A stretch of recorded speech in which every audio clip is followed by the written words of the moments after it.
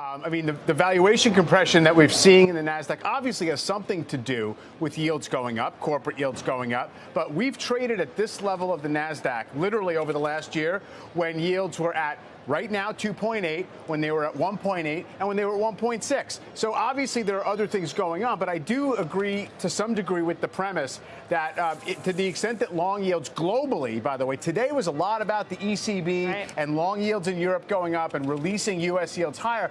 We're seeing a re-steepening of the yield curve, and that obviously means, we're still on alert for the inflation trade. Nothing really was decided in stocks this week, but also the only positive is the absence of a breakdown. That's the way I would characterize it. Otherwise, it's been indecisive and one up day, one down day within a 2% range. Big down day for the euro, to your point. On the ECB, President Lagarde not sounding very hawkish, not sounding like Powell when it comes to fighting inflation or talking about interest rate hikes. On track to end the bond buying program, but nothing really too surprising in the hawkish side. So it went the other way. Mike, what can we expect? We just continue to be at the mercy of Fed speak and macro reports to see whether inflation has peaked? To a degree, obviously we will. It's going to get heavier on the earnings side going into next week. We're going to be free of the sort of, tax deadlines / options expiration of today. So maybe it's going to be a cleaner view. Huge drop in retail investor sentiment, at least by the AAI survey. I mean, almost fluky how low it is, like a 30-year low in bullishness. That, to me, at least insulates the market from something nasty and lasting on the downside. But, yeah, I think it's corporate earnings, and we're still not at that point where we can, with any real conviction, say inflation has peaked and therefore, the Fed can ease back slightly.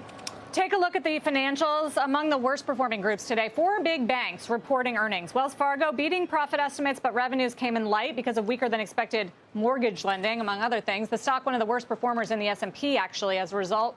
We just talked to the CFO about it. Meantime, Citigroup, Goldman Sachs, and Morgan Stanley all beating earnings expectations thanks to strong trading revenue amid all the market volatility. Leslie Pickard joining us. And Leslie, if you take some of the threads from all the conference calls and all the bank earnings today, what were your big takeaways?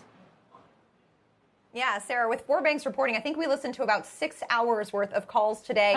And there was a very key thread among all of the CEO commentary, which was, we are concerned about the risks, the uncertainty that lie ahead. Goldman Sachs' David Solomon highlighted, seeing an increased risk of stagflation and mixed signals on consumer confidence. Wells Fargo's Charles Scharf noted that they will likely see an increase in credit losses from historic lows, of course, and they did say that they would be a net beneficiary as they benefit from rising rates. JP Morgan's Jamie Dimon, this was yesterday, but he mentioned that there's almost no chance you won't have volatile markets. Jane Fraser talked about how the macro outlook for the rest of the year can only be described as complex and uncertain. You pull all of those comments together, Sarah, and you really do have a concerned CEO group about what lies ahead. And it's important because bank CEOs do have so many touch points within the economy that, you have to listen when they